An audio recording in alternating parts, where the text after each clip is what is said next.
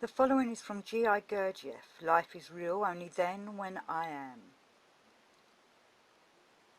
It has just occurred to me that the thoughts which I expressed to a small group of people at a meeting in a suburb, in connection with the death of Mr. Orage, might serve as a better clarification of the meaning and significance of the whole contents of this chapter, and I have therefore decided to recollect these thoughts in my memory and to add them here.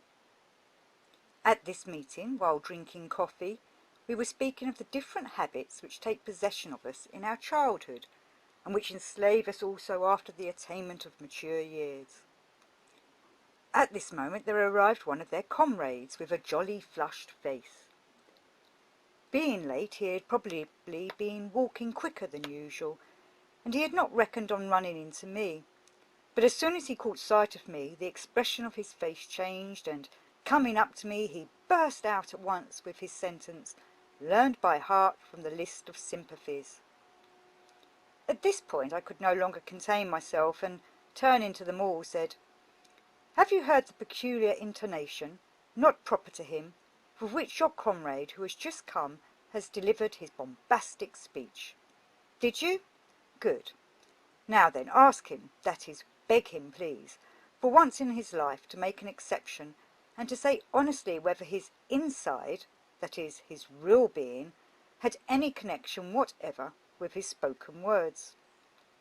Of course it had none, and how could it be otherwise, for in the first place, the deceased person concerned in this case was not a blood brother of his, and in the second place he could not possibly know or feel what attitude the person to whom he addressed his flowery speech had toward the event.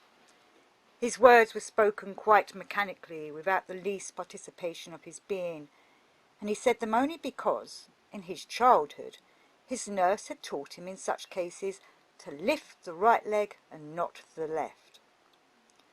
But why be insincere even in those cases when there is absolutely no advantage in it for your being, not even for the satisfaction of your egoism? Is it not enough that our daily life is filled to overflowing with insincerity, thanks to the abnormally established habits of our mutual relationships? Unfailingly to express sympathy at the death of anyone or anybody is just a vicious habit instilled in childhood, thanks to the totality of which our half-intentional actions come to an automatic end. To express one's sympathy to someone in the case of the death of a person close to him was considered in ancient times an immoral, even criminal action. Perhaps it was considered so because it is easily possible that, in the being of that person who is being thus addressed, the process of the fresh impression of the loss of a close person has not yet quieted down, and by these empty words of sympathy he is reminded of it again, and his suffering aroused anew. From such a habit, customary at the present time in the case of anyone's death, no one derives any benefit, and the person thus addressed only great harm. Such habits established in contemporary life offend me especially, perhaps because I've had the opportunity of becoming acquainted with the customs used in the same cases in the lives of people who lived many centuries before us. Many thousand years ago, when a person died, for the first 3 days no one would be present at the place of this sad happening except the priests and their assistants. Only on the 4th day there would assemble all the relations and relations by marriage, as well as neighbours, acquaintances, and even strangers who wished to come. In the presence of all those assembled, the priests first conducted the religious ceremonies at the door of the house, and then, in the company of all, carried the dead to the graveyard, where they again carried out a special ritual and then buried him. After that, if the deceased was a man, all the men returned to the deceased house. If a woman, then all the women. All the others separated and returned home.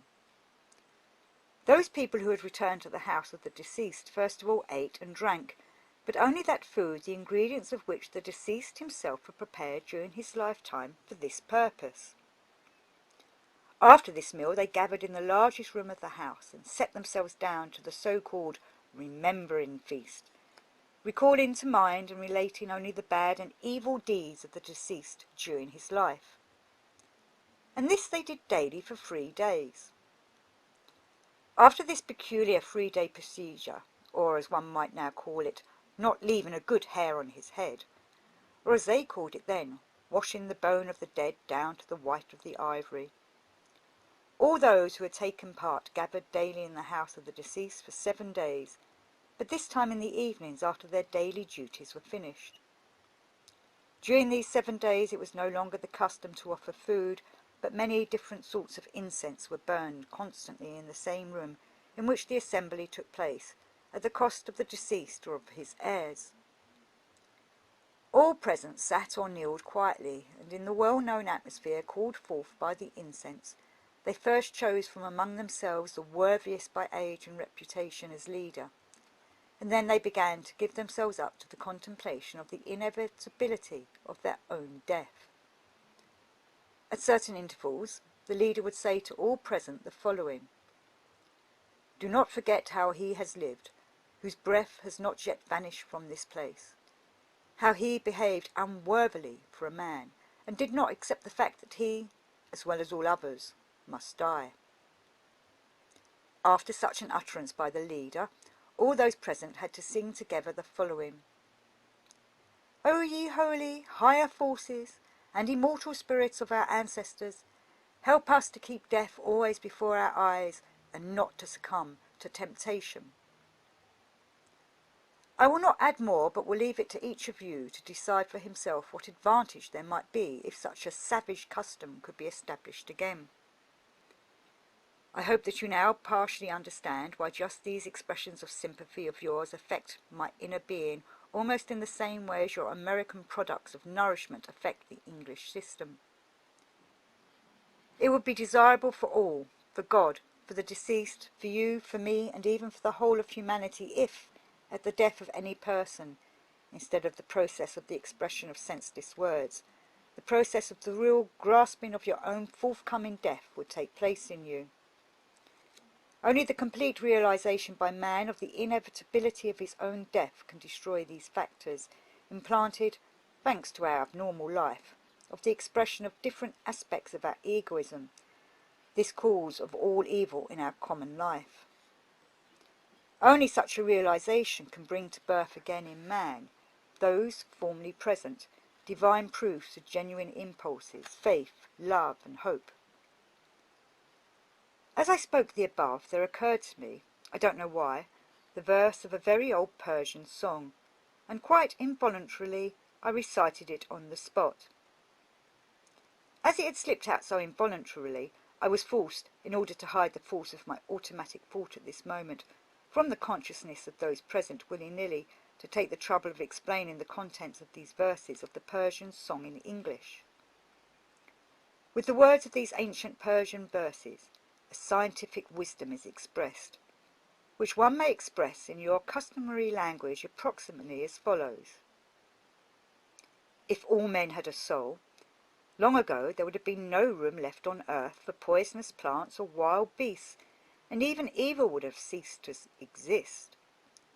Soul is for the lazy fantasy, luxury for the indulger in suffering. It is the determiner of personality, the way and the link to the maker and creator.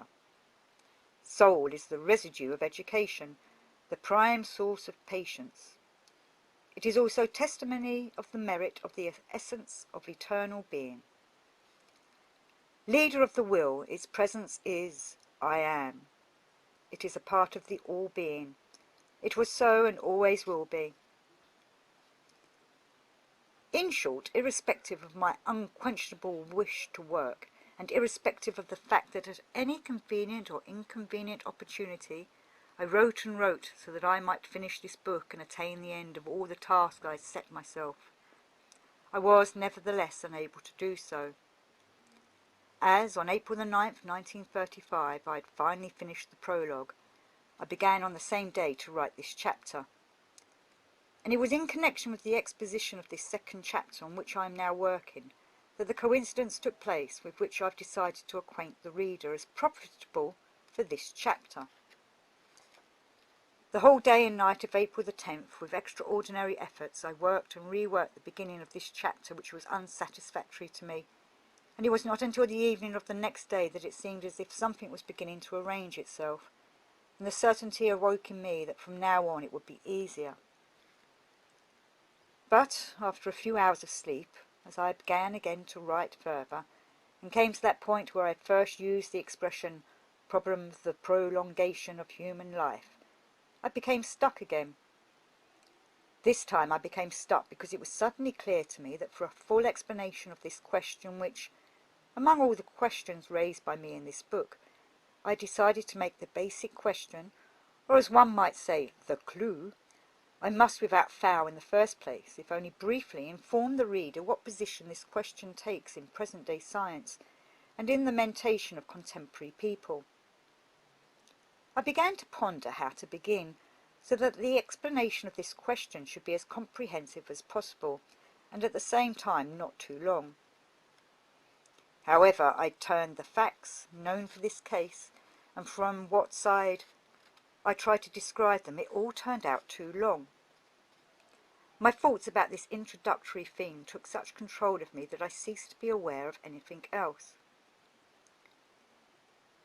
Whoever might come to me, whatever he might say, or with whatever sensations he might leave me, I noticed nothing.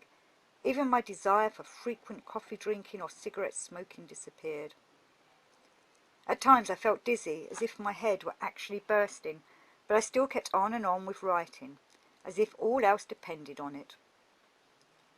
On Sunday the 14th of April, just as it struck midnight, I decided to lie down in the hope of being able to fall asleep, but it was not to be. It was just the other way. The thoughts continuing to work took such proportions that they drove sleep completely away. It became absolutely clear to me that without such an introductory theme, everything else would have no worth at all. Day began to break as I, quite convinced that no sleep would be granted me that day, decided to get up and take a stroll in the streets. As it was Sunday and very early in the morning, there was hardly anyone to be seen. I went down the first street I came to, thinking I might find a night cafe where I could go in and drink a cup of coffee. As I went, I saw something moving in the distance on the corner, and on approaching found it was the newspaper dealer laying out his morning wares. I decided to buy a newspaper and then go home and lie down again. Perhaps by reading the paper my thoughts might be a little distracted, and I might succeed in sleeping if only a little. I took the New York Times, a huge thick newspaper, especially on Sundays, but as I paid for it I realized that reading an English paper would not be the right thing, nor, as I do not have the automatic command of this language, which comes only with practice, give me the desired effect on which I had counted for being able to forget myself and fall asleep. So I asked the newspaper man if he, or anyone else in the neighbourhood, had any European newspapers, for instance Greek, Armenian or Russian. He answered that he had none, but that 3 streets further on many Russian Jews were living, and all the news dealers there had Russian newspapers. I went in the direction he showed me. Traffic in the streets was beginning to increase. On the first corner of the designated street was a newspaper booth, to which I went and asked for a Russian newspaper. The news dealer asked me at once in Russian, "Which one, countryman, Rusko Slovo or Ruski Golos?" And thus I had learned for the first time that 2 newspapers of those names appear in New York. In order that the reader may discover the necessary connection to this second coincidence here described, I must say in advance that for the last 10 years, that is, since I began to write, I have read scarcely anything. Not only no newspapers and books, but no letters or telegrams either. I took both Russian newspapers, drove home and lay down again. One of them was unbelievably thick for a Russian paper, and with this I began. On glancing through it I soon gathered that this paper was celebrating its 25th anniversary, which explained its thickness. All the articles in it were so honeyed that I put it down and picked up the second. As I opened it, the first thing on which my eyes fell was this title: "The Problem of Old Age."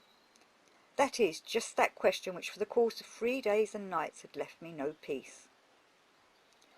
On reading this short article I was most enthusiastic and amazed to find in it everything about which I had thought and found necessary as an introduction to what was following. And at the same time everything was expressed very compactly, well formulated and, as the chief thing, unusually objectively. Involuntarily I began to consider how I might make use of such a chance coincidence, and after I had thought it over a little, I decided simply to include the entire article in a corresponding place in this chapter. All the more, as the material given in this article, not being presented by me, would have to be accepted by the readers much more objectively, and therefore with a better result for them, and in order that quotation of this article may now not be considered plagiarism, I am inserting it in full with information on where it was written and who wrote it. And in addition to that I am underlining the name of the author with 2 lines. I was so calmed and cheered up by this article that I determined not to work at all that day, but to go out to see the famous Coney Island to which I had wanted to go on each previous visit to New York without ever having succeeded in going there. And to read that article you need to get Life is Real, Only Then When I Am. Thanks for listening.